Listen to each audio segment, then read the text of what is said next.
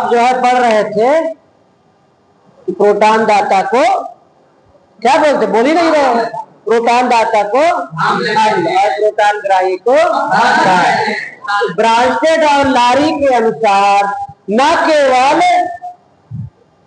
केवल जल में विलय बल्कि जल में अविलय पदार्थों को भी अम्ल या भस्म कहा जा सकता है। ठीक है, ब्रांस्टेड और लारी के अनुसार न केवल जल में विलय बल्कि जल में अविलय पदार्थों को भी अम्ल या भस्म कहा जा सकता है। जैसे फिनॉल C6H5OH, अब इसमें OH है लेकिन ये अम्ल की तरह कार्य करता है।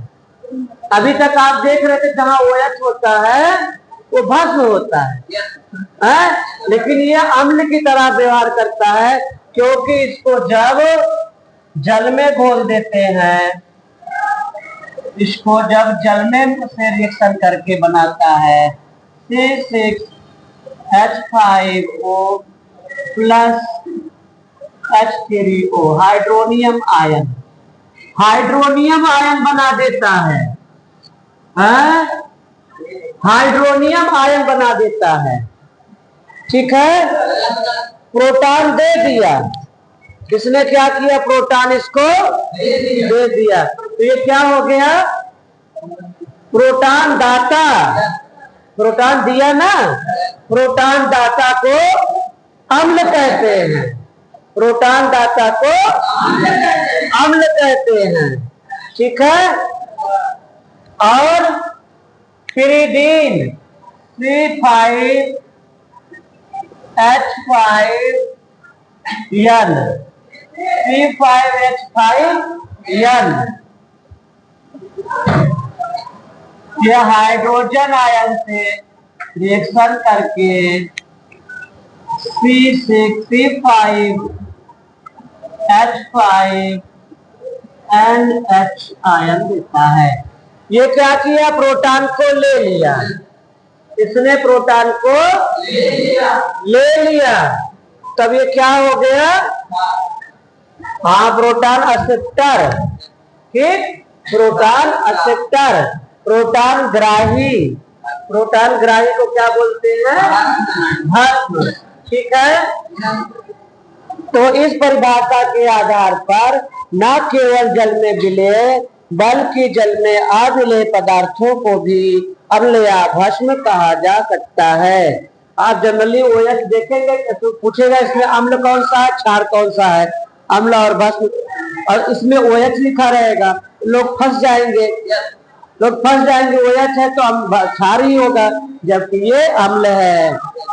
समझा, इसमें हाइड्रोजन है ये नहीं है, तो लोग क्या समझेंगे, ना OH है ना हाइड्रोजन है C5H5N पिरिडीन में, तो लोग क्या कहेंगे, अम्ल है कि भस्म, कैसे पहचानेंगे। तो ये तो ध्यान रखने की चीज है कि हाइड्रोजन को ये एक्सेप्ट कर लिया, अतः यह जो है प्रोटॉन को एक्सेप्ट कर लिया, अतः यह भस्म है। अंडरस्टैंड, समझे बच्चों। अगर इसको हम OH बोल दे तब भी जो है यह जल के OH आयन से रिएक्शन करके क्या बना देगा, एक हाइड्रोजन इससे ले लिया ना, ये हो गया H2O। ठीक है, इसने अपना इसको दे दिया और जल बन गया। ठीक है, तो प्रोटॉन दाता को अम्ल और प्रोटॉन ग्राही को भस्म कहते हैं। समझ गए, समझे, तो चलिए लिखते हैं, स्टार्ट कर दो।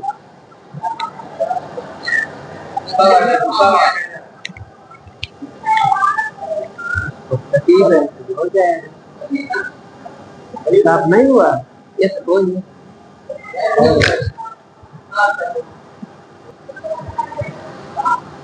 इस परिभाषा के आधार पर न केवल उदासीन अणुओं बल्कि आयनों को भी अम्ल या भस्म कहा जा सकता है। जैसे ammonium ion NH4, ammonium ion जल से अभिक्रिया करके अमोनिया देता है और हाइड्रोनियम आयन देता है।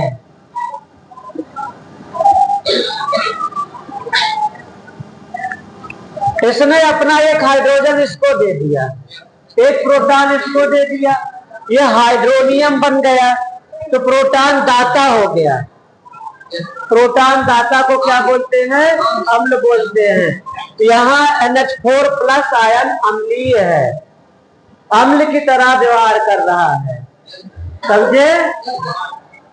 और वही carbonate ion, CO3 ion H2O से क्रिया करके एक प्रोटॉन ले लेता है। प्रोटॉन एक्सेप्टर को क्या बोलते हैं? भस्म बोलते हैं। इसने प्रोटॉन ले लिया, इसलिए इसको भस्म कहते हैं। ठीक है। भस्म को क्षारक भी कहते हैं, भस्म को क्षारक भी कहते हैं। अगर क्षारक लिखने के आए तो समझ लो भस्म है, भस्म की परिभाषा लिखना है। भस्म को क्षारक भी कहते हैं। ठीक है। और ऐसे क्षारक जिनमें OH आयन शुद्ध अवस्था में होता है, वह क्षारक जिनमें OH आयन शुद्ध अवस्था में होता है, उन्हें क्षार कहते हैं, एल्काली कहते हैं। क्या बोलते हैं उसको? क्षार कहते हैं। ऐसे क्षारक जिनमें OH आयन शुद्ध अवस्था में होता है, उसे क्षार कहते हैं। समझा?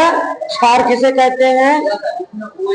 OH आयन शुद्ध अवस्था में होता है, उसको क्षार कहते हैं। तो सभी क्षार क्षारक नहीं होते हैं, नहीं, सभी क्षार जो होते हैं क्षारक होते हैं, क्योंकि क्षारक को ही क्षार बोलते हैं। सभी क्षार क्षारक होते हैं, किंतु सभी क्षारक क्षार नहीं होते, क्योंकि सब में OH नहीं होता है। पिरिडीन में OH नहीं था ना, तो सभी क्षारक क्षार नहीं होते हैं और सभी क्षार क्षारक होते हैं। ये 1 नंबर में लिखकर आएगा, इसका उत्तर आपको लिखना होगा। ठीक है। कभी कभी उल्ट कर देगा, तो आपको ध्यान रखना होगा इसको, कौन सा क्षारक होता है, कौन सा क्षार होता है। ठीक है। इसके आगे पढ़ाना था। इसके आगे देखते हैं कि जल की शुद्ध अवस्था में, जल की शुद्ध अवस्था में हाइड्रोजन आयन और हाइड्रॉक्सिल आयनों की सांद्रता समान होती है। जल की शुद्ध अवस्था में हाइड्रोजन आयन और हाइड्रॉक्सिल आयन की सांद्रता समान होती है, और जल का आयनिक गुणनफल hydrogen ion into hydroxyl ion equal होता है 1 × 10⁻⁴। हाइड्रोजन आयन कंसंट्रेशन और हाइड्रॉक्सिल आयन कंसंट्रेशन का मल्टीप्लाई 1 × 10⁻⁴ होता है। और जल की शुद्ध अवस्था में, जब जल शुद्ध हो, जल की शुद्ध अवस्था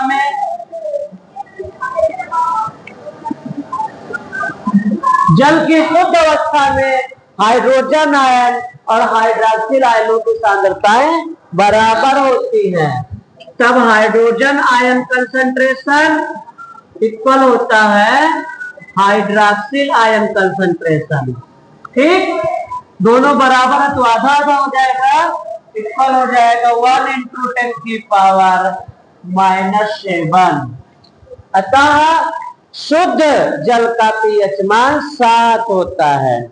अभी उसको बाद में बताएंगे। ठीक है।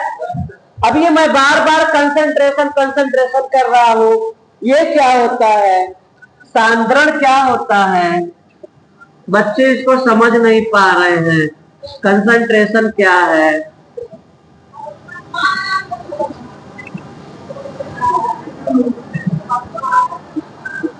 कंसंट्रेशन क्या है? 1 लीटर बिलियन में विलीन विलेय के ग्रामों की संख्या। जैसे 1 लीटर पानी है, उसमें कितना ग्राम चीनी हम घोल रहे हैं या कितना ग्राम नमक घोल रहे हैं। 1 लीटर विलयन में जितना ग्राम नमक घोले हैं वो उसकी सांद्रता है, यानी गाढ़ा, कितना गाढ़ा हुआ। ज्यादा घोल दिया तो ज्यादा गाढ़ा हो गया, ज्यादा कंसंट्रेट हो गया, ज्यादा सांद्रण हो गया। कम घोला तो कम सांद्रण हुआ, वो तनु। कम घोलेंगे हल्का रहा, उसको कहते तनु विलयन। ज्यादा घोल दिया चाशनी बन गया, तो उसको कहते हैं सांद्र विलयन। ठीक है। 1 लीटर विलयन में उपस्थित विलेय के ग्रामों की संख्या, 1 ड्रम पानी में कितना गिलास चीनी घोले हैं, कितना गिलास नमक घोले हैं, शरबत बनाए हैं, तो वो होता है उसकी सांद्रता। 1 लीटर विलयन में विलीन विलेय के ग्रामों की संख्या को विलयन की सांद्रता कहते हैं। 1 लीटर विलयन में विलीन विलेय के ग्रामों की संख्या को विलयन की सांद्रता कहते हैं। ठीक है। तो जल में सांद्रता कितनी कितनी है? जल में हाइड्रोजन की सांद्रता कितनी है? जल में हाइड्रोक्सिल आयनों की सांद्रता कितनी है? ये कैपिटल ब्रैकेट में अगर लिख दें, इसको कहते हैं कंसंट्रेशन, सांद्रण। जल में कितना भाग हाइड्रोजन है और जल में कितना भाग हाइड्रोक्सिल है, इसको कंसंट्रेशन बोलते हैं, इसलिए इसको कैपिटल ब्रैकेट में लिखते हैं। ठीक। कंसंट्रेशन ऑफ इसका हाइड्रोजन आयन का, concentration of hydrogen ion into concentration of hydroxyl ion. ठीक है। इनका मल्टीप्लाई कितना होता है? 1 × 10⁻⁴। और अगर वो शुद्ध अवस्था में है, प्योर वाटर है, तो उसमें हाइड्रोजन आयन कंसंट्रेशन और हाइड्रोक्सिल आयन कंसंट्रेशन दोनों बराबर होता है। तब क्या हो गया? Hydrogen ion concentration equal hydroxyl ion concentration equal 1 × 10⁻⁻17 -17 ओ 7, हाँ -7। ठीक है। 1 × 10⁻⁻7। समझे बच्चों? इतना चलिए लिखते हैं, बाकी फिर पढ़ाते हैं। ठीक है। हाँ चलो इतना लिखिए।